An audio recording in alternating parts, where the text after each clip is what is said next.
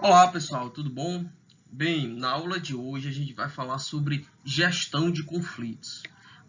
Como assim, professor? Conflito? O conflito ele tem que ser gerenciado? Eu acho que o conflito tem que ser eliminado. Concordo com você, em partes, né? Na verdade, o conflito, uma das estratégias para lidar com o conflito dentro das organizações é através da eliminação. Uma vez que você consegue eliminar o conflito, você está sendo eficaz. Mas, na verdade, para eliminar o conflito não é uma coisa tão simples, né? Na verdade, os conflitos, porque dentro das organizações existem vários conflitos, conflitos entre pessoas, conflitos entre grupos. Então, para que você elimine esses conflitos, é necessário que você faça a gestão dele. E eu vou mais além. Muitas vezes você consegue eliminar o conflito, só que outras vezes você não consegue. E talvez o grande desafio hoje dos gestores é tirar do conflito algo proveitoso para a organização e para as pessoas. E só é possível eliminar conflito ou tirar aspectos positivos do conflito para as pessoas e para organizações se eu fizer uma gestão desse processo, ok? Bem, e para fazer a gestão desse processo, para fazer a gestão de conflitos, é necessário vocês entenderem como de que forma ele se processa, de que forma, podemos dizer, se ele se apresenta, né? O conflito, pessoal, é algo inerente ao ser humano, né? Em todas as organizações que o ser humano vai estar, seja ela familiar, religiosa, esportiva e, por que não, de trabalho, vai existir conflito. Isso por quê? Porque nós, seres humanos, nós temos visão de vida diferente, e essa visão de vida nos faz ter o quê?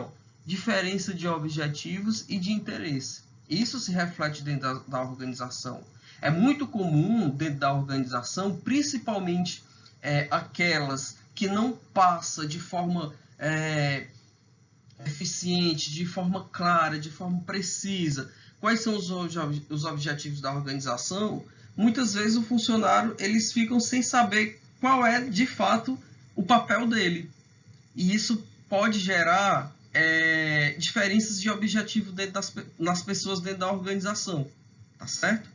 Então, é importante que entender isso, que ele se apresenta. O conflito ele pode se apresentar por conta que as pessoas têm diferenças de objetivos e interesses, mas também porque há uma interferência de uma das partes. Entendamos o seguinte, que dentro da organização sempre vai existir parte.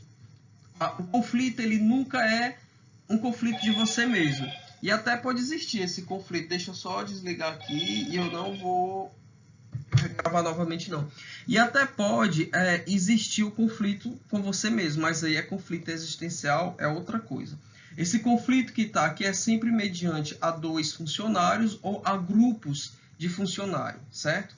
Então, essa interferência, pessoal, que gera conflito, ela tanto pode ser de forma ativa, ou seja, mediante a ação de provocar, fazer alguma provocação, de criar algum obstáculo, de criar algum bloqueio, impedimento, enfim. Então, uma das partes contribui de alguma forma para provocar esses obstáculos, esse bloqueio. Isso é a interferência ativa. Mas também pode ser a interferência passiva. Uma parte do conflito, ela se omite, ela faz uma determinada omissão e isso gera uma revolta por parte da outra parte. Que, como eu disse para vocês, é importante que vocês entendam esse conceito de parte dentro do conflito, né? Eu tenho uma parte e eu tenho a outra parte. Essas duas partes elas podem ser dois indivíduos, mas elas podem ser dois grupos, elas podem ser dois grupos informais, elas podem ser dois setores, tá certo? Bem, e por que nós temos que aprender a fazer essa gestão de conflitos, né? Por que vocês estão aprendendo isso? Primeiro, porque vocês são técnicos em administração e é inadmissível que um técnico em administração não saiba lidar com conflitos dentro de uma organização. Então, vocês vão precisar saber de como esses conflitos se originam e quais são as estratégias para mitigá-lo. E as outras estratégias para poder fazer desse conflito algo benéfico, ok? O primeiro passo para você entender como é que se processa a gestão de conflitos é você entender todo o processo. Bem, primeiro conceito que a gente vai aprender aqui, pessoal, são as condições antecedentes. Entendo condições antecedentes como aquelas condições que, pela própria natureza do trabalho, pela própria condição da empresa, ela favorece a existência de conflitos. Então, quando eu falo aqui, e as condições antecedentes, a gente pode dividir em 4 fatores. Primeiro fator, ambiguidade do papel. Desculpa. O que seria isso? Ambiguidade do papel, pessoal, é quando as expectativas, é quando os objetivos das empresas, eles não são colocados de forma clara, para os funcionários, para os membros da organização. Isso gera um pouco de certeza, Então, essas incertezas aumentam a probabilidade, fazendo que as pessoas sintam que estão trabalhando com propósitos incompatíveis. É como se eu tivesse numa organização e tivesse um propósito, e o meu colega que trabalha comigo tivesse um outro propósito. E vai chegar um momento que o meu propósito com o dele vai se chocar. Tá entendendo? E a causa disso, muitas vezes, é porque a organização ela não deixa muito clara, lá naquele processo de onboard que a gente estudou, que é aquele processo de ambientação, qual deve ser o processo de cada indivíduo. Esse nós temos um. A outra coisa aqui, por exemplo, são objetivos concorrentes. Os objetivos concorrentes, pessoal, eles nascem como decorrência do crescimento da organização. O que acontece? Quando a organização está crescendo, os grupos tendem a se especializar cada vez mais, ou seja, uma vez que eu vou crescendo, eu vou atuar no marketing, eu vou atuar nas vendas, eu vou atuar na produção, e isso faz com que cada grupo realize tarefas diferentes, e a uma medida que eu estou concentrado em tarefas diferentes, é óbvio que eu vou ter também objetivos diferentes, ainda que o objetivo de todos seja atingir o objetivo geral da organização. Mas dentro do meu setor, eu posso ter objetivos que dentro do setor do meu vizinho não está o mesmo. A gente vê muito isso na área de produção e de vendas. Muitas vezes as vendas querem atingir determinadas metas, só que a produção diz que não pode fazer aquela quantidade que eles estão almejando, porque isso poderá aferir a qualidade. Entendeu que nós tem 2 setores, 2 grupos com objetivos que são concorrentes? Isso pode gerar conflitos. Outra coisa que acontece demais, gente, isso demais, é a questão dos recursos compartilhados. A gente sabe que os recursos das organizações, por mais rica que seja, por mais bem estruturada que seja, eles sempre são escassos. Então, vai ter momentos que você vai ter que dividir salas de reuniões, vai ter momentos que você vai ter que dividir material, que você vai ter que dividir equipamento, e isso pode ser uma porta de entrada para conflito. E a outra parte aqui, interdependência das atividades. O que acontece? Às vezes, os objetivos, as tarefas, as demandas de um setor, elas estão tão interdependentes, ou seja, estão tão dependentes uma da outra, que qualquer falha no processo de um grupo acarreta falha no processo de outro grupo de maneira bem alta, digamos assim, de uma maneira bem consistente. Então, isso pode também, quando as atividades são muito interdependentes ao excesso, pode gerar conflito. É oportuno ressaltar que todas as atividades de uma organização de sistema aberto, elas são interdependentes. O que eu estou falando aqui é do excesso de interdependência, tá certo? Bem, pessoal, então essas aqui são as condições antecedentes, elas contribuem para gerar conflitos. E muitas vezes ela é inerente da própria organização, tá certo? Então, uma vez isso aqui, ele vai gerar processos de conflitos. E os processos de conflitos, eles ocorrem por quê? Porque através de duas percepções, através da percepção de incompatibilidade dos objetivos ou percepção da oportunidade de interferência. Ou seja, eu tenho dois grupos, né, diferentes dentro das organizações, ou duas pessoas, e um desses grupos percebe que está tendo uma dessas condições antecedentes aqui, tá certo? Então, quando eles percebem que ocorre uma dessas condições, ela vai gerar uma ação. E quando a outra parte percebe essa ação aqui, a tendência dela é fazer uma contração, ok? Além da percepção de incompatibilidade do objeto, o processo ocorre quando há uma percepção da oportunidade de interferência.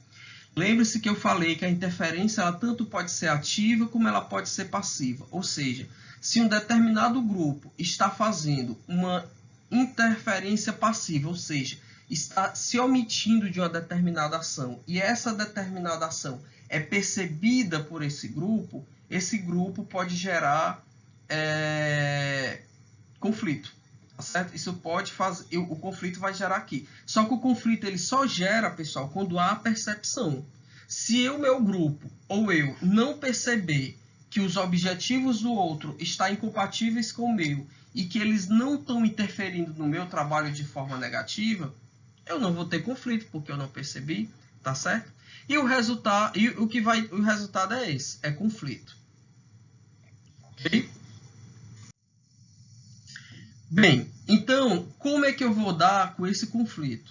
A literatura nos traz, pessoal, que existem três possibilidades de você trabalhar com conflito. Uma é a abordagem estrutural. A abordagem estrutural, pessoal, você vai atuar diretamente aqui, ó, nessas condições antecedentes, certo? Eu expliquei. Ou seja, uma das maneiras de se abordar os conflitos dentro das organizações é tentar reduzir, por exemplo, aqui na parte de ambiguidade do papel, reduzir a diferenciação dos grupos, né? Minimizar as diferenças entre os grupos, identificando objetivos que possam ser compartilhados, né? Então, vamos supor que eu identifico lá dois grupos que estão com tem objetivos diferentes dentro da organização. Não seria o caso de chamar esses dois grupos e mostrá-los que, na verdade, está tendo algum problema de comunicação e que eles podem caminhar rumo a um objetivo, um objetivo único, né? E essa é uma possibilidade. Outra coisa que pode ser feita é reduzir a interdependência, né? Que a gente fala aqui das interdependência das atividades, reduzir a interdependência. De repente, se for muito interdependente, acho que uma ação, uma possibilidade é você tentar separar mais, deixar essa parte fisicamente menos próximo. Por que não deixa um setor trabalhando e o outro em home office e depois reveza, entendeu? Para não ter aquela dependência tão conjunta a ponto de um prejudicar o outro. Isso tudo são ações, pessoal. Não existe a mágica, não existe o formato de bolo para lidar com conflito. Existem determinadas orientações. Essas que eu estou falando são algumas orientações, né? Por exemplo, recursos compartilhados, né? Se há uma ação que uma determinada sala, que é um recurso, a utilização dessa sala está, de certa forma, propiciando conflito, eu acho que seria o caso de conversar e repensar no que é que pode ser feito para que ambos os grupos, ambas as partes sejam beneficiadas, certo? Então, assim, existem várias ações que podem ser trabalhadas, tá certo? E outra, pessoal, essa aqui é a abordagem estrutural, onde eu vou abordar nas condições antecedentes, e a outra abordagem é a abordagem do processo, é quando eu vou atuar no conflito. Porque nem sempre eu vou conseguir impedir que aconteça o conflito. Nem sempre o gestor ele vai conseguir trabalhar de forma preventiva. Vai ter um momento que ele vai ter que agir realmente no conflito. Existem várias formas de se trabalhar dentro de um conflito. Né? Eu vou trabalhar aqui 3 maneiras diferentes. Por exemplo, uma das maneiras que se pode trabalhar dentro da abordagem de processo, ou seja, de atuar diretamente no conflito, é através da desativação do conflito. Né? Essa desativação do conflito ela ocorre quando uma parte reage de forma cooperativa e não agressivamente. Ou seja, eu sei que eu sou uma das partes do conflito e eu sei que uma está causando conflito. Só que eu não vou reagir, não vou contra-reagir. Eu vou agir de forma passiva, eu vou agir de forma cooperativa, não vou agredir. Isso vai evitar, daí porque gestão de conflito não é o papel só de um gestor, é de todos os funcionários da organização, tá certo? Uma outra abordagem, e essa eu gosto demais, é a reunião de conflitos. Olha, chame as duas partes, né? Aqui que eu chamo também de reunião de confrontação. Chama as duas partes e conversa. Olha, está acontecendo isso, isso, isso. Nós precisamos atingir esse objetivo e o que é que nós podemos fazer para que esse conflito seja eliminado. Tá certo? Eu acho essa uma forma muito eficiente de se trabalhar a parte do conflito, porque aí o que acontece? Acaba gerando uma certa, no final da reunião, se ela for bem eficiente, se ela for bem conduzida, pode gerar até uma certa, como é que eu posso dizer, colaboração, digamos assim, das duas partes, né? E outra, pessoal, outra possibilidade é uma abordagem mista. Essa abordagem mista, ela não é muito comum, não. Por exemplo, uma das características que se pode trabalhar dentro da abordagem mística é através da adoção de regras. Então, o que acontece? A organização, ela cria regras para lidar com conflitos. Então, independente se for por uma questão antecedente ou se for um conflito já passado, já existente, já ocorrendo, o gestor e as pessoas elas vão saber lidar com o conflito porque já está lá muito escrito. Mas eu confesso para você que isso não é muito comum dentro das organizações, mas é uma possibilidade, tá certo? Pessoal, não vou me estender muito, já estamos chegando a quase 20 minutos de aula. Dê uma olhada na apostila. Estou à disposição para você para dúvidas. Escute o podcast, faça as atividades. A parte de gestão de conflito é muito boa, mas ela requer um pouquinho de leitura, tá certo? Um pouquinho de atenção. E obrigado e até a próxima.